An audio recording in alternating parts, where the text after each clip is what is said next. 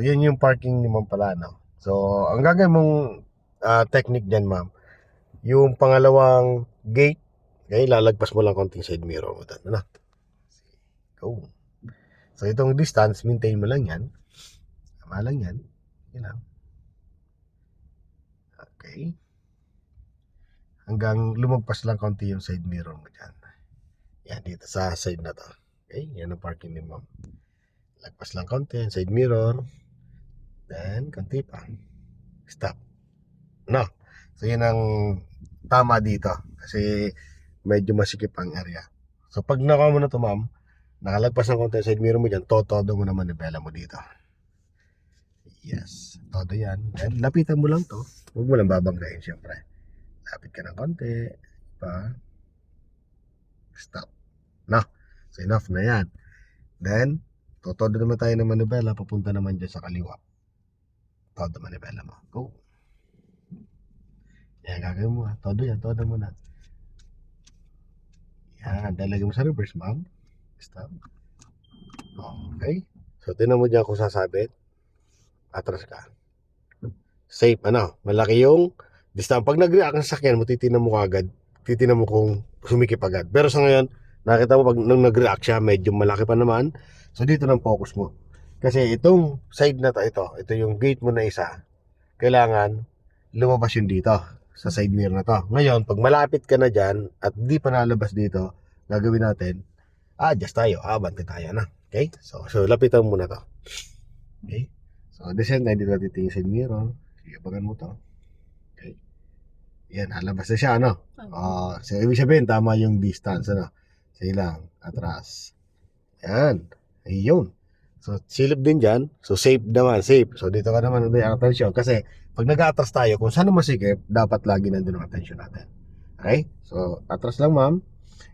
Kailangan lumabas lang yung pattern natin dito. Yung binigay ko siya yung guide. No? Okay? So, atras. Konti lang. Yung gulong, pagkaramdam mo, may akit muna doon. Kasi medyo may humps pa tong parking ni ma'am. Medyo pataas pa. Okay? Yung gulong muna sa likod, i-akit mo yan. Sige, go. Sige pa. Very good. Up. Yan, konti na lang. Lalabas na yung kulay orange, ano? Konti pa. Tapos pa.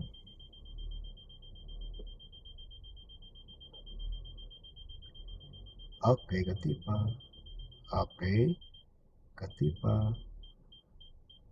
Stop. Up, lumagpas na. Lagpas na lagpas. Ang laki. Huwag mo galang manibela mo. I-drive mo lang, ma'am. Lagay mo sa drive. Okay. Tapos, konti lang, adjust ka lang. Oop, konti pa. Yan, yan ang gusto ko. Yan, tama yan, ano? Ayan, yung orange na yan, no? O, gitna mo ng manibela mo. Kasi nakuha natin yung guide. Then, isa pa, no? O, ngayon, pakiramdaman mo yung gulong mo na umabot dun sa humps. No? So, atras ka ng konti. Konti lang. Atras tayo. Kasi may humps to eh. Kaya, kailangan kontrolado yung pagpasok dito. Pakiramdaman mo na yung gulong. Yan na. So, pag nandiyan ang gulong mo, dahil sa bago nga ikaw, yung muscle memory mo medyo, hindi pa talaga kontrolado. Okay? So, gagawin mo dyan, i-relax mo muna ang sarili mo. Kasi magpapump ka dito ng medyo slight lang. Okay? So, ready ka na? So, pump ka ng konti-konti lang. Go.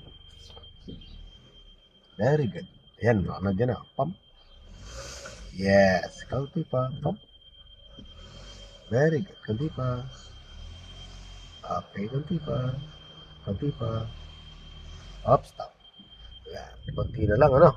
So, dito yung ilagay natin na guide. Ito. So, konti pa. Konti pa. Whoop. Stop. Very good. No? Tama na yan, no? Ayan, tama ang distance. So, katapat yan itong side mirror to. Sa angle, no? Ayun, so safe na. O, ganun lang yung pagko-park dito ng safe, mama, no? O, gagawin mo lang ng gagawin to, ha?